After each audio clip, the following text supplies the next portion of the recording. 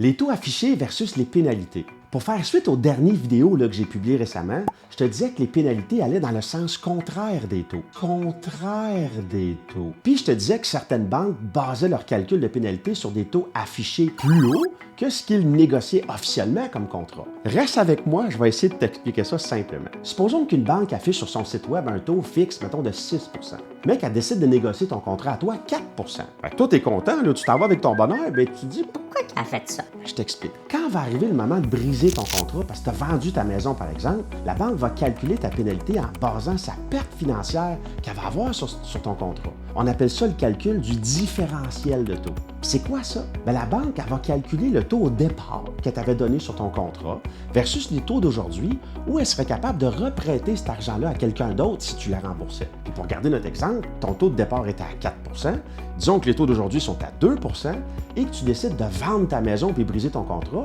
la banque va perdre 2 d'intérêt là, si tu la rembourses puis qu'elle reprête cet argent-là à quelqu'un d'autre. Mais c'est-tu vraiment ça le calcul? 4 moins 2 égale 2? Non. Tu vois où je m'en vais avec ça?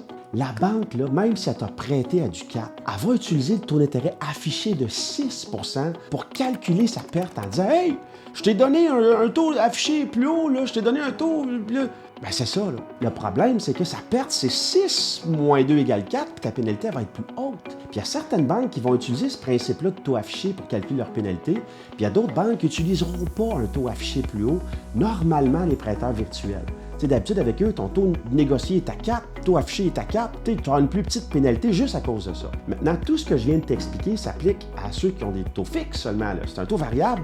La pénalité, c'est seulement 3 mois d'intérêt de pénalité, puis c'est tout. Puis je ferai une autre vidéo là-dessus à un moment donné. Fait qu'on arrête ça là pour aujourd'hui, parce que tu sais, une chose à la fois, là, abonne-toi à ma page si tu aimes ça entendre parler d'hypothèque.